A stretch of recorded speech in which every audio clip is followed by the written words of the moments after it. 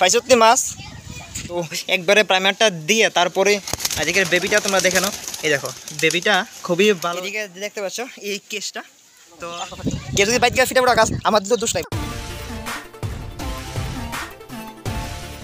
Hello friends, welcome to my channel Biplab pets. তো কেমন আছো তোমরা সবাই? আশা করি ভালো আছো। তো আজকে আবার চললাম নতুন একটা দিনে নতুন একটা ব্লগ নিয়ে। তো চলো ব্লগটা শুরু করি। আর অ্যাকচুয়ালি আজ একটু দেরি হয়ে গেছে, মানে বিকেল হয়ে গেছে, অলরেডি 4টার উপর বেজে গেছে। বিকজ আমি একটু গিয়েছিলাম বাইরে, মানে এমনি কোনো কাজের জন্য না, জাস্ট একটু টাইম পাস করার জন্য। হ্যাঁ, আমার কিছু বানরের দল আসে আমার বাড়িতে, তো ও বানরের দলরা বললো কি তারা নাকি মাছ ধরবে। তো তাদের সাথে চলে গেলাম একটু সব কিছু ভুলে, যে যাই একটু এনজয় করে আসি। তো তাদের সাথে চলে গেলাম। তো আমরা চলে এলাম।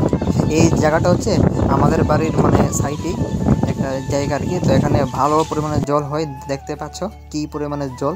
তো সাইডে ফাইডে কিছু বাড়িঘরও রয়েছে। তো এই জলগুলোর মধ্যেই ওরা বলছে যে মাছ ধরবে। তো তার জন্য জাল টাল নিয়ে দেখো রেডি। আর এইগুলি হচ্ছে আমার ওই বানর সেনা, যেটাকে বললাম আমি। উঠছিনি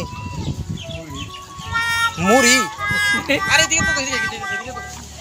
এদিকে সাইডের দিকে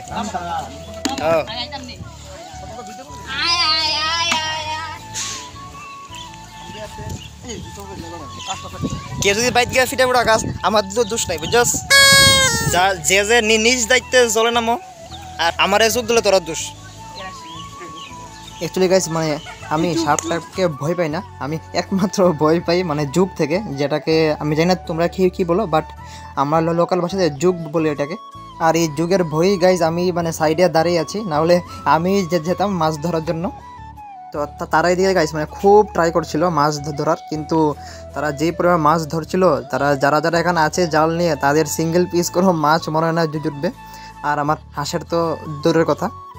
তো যাই হোক, তারা এখানে খুব ভালো এনজয় করছিল, আর তাদেরকে এনজয় করতে দেখে আমারও খুব ভালো লাগছিল। কারণ কিছু কিছু সময় বাচ্চাদের সাথে একদম মানে বাচ্চামি করাতেই একটা মানসিক শান্তি পাওয়া যায়।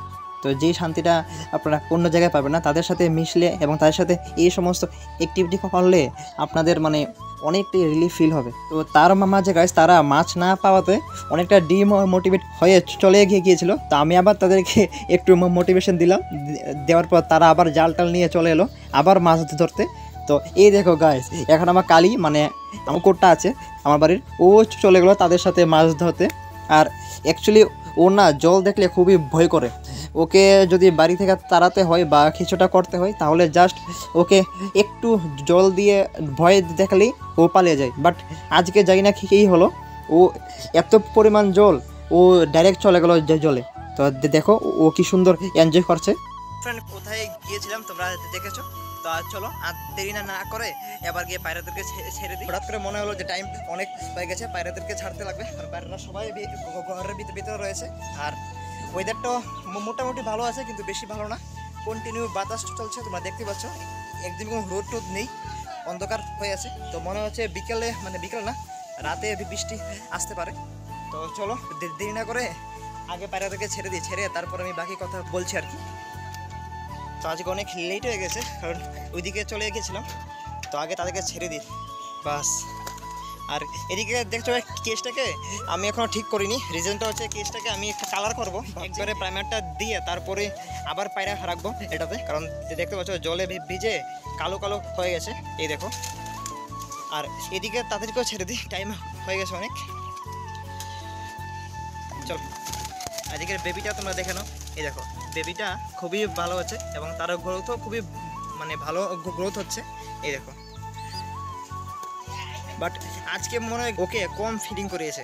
আমি বুঝতে পারি না যে পেয়ারটার কী হয়, মাঝে মধ্যে কমই ফিট করাই, এই দেখো।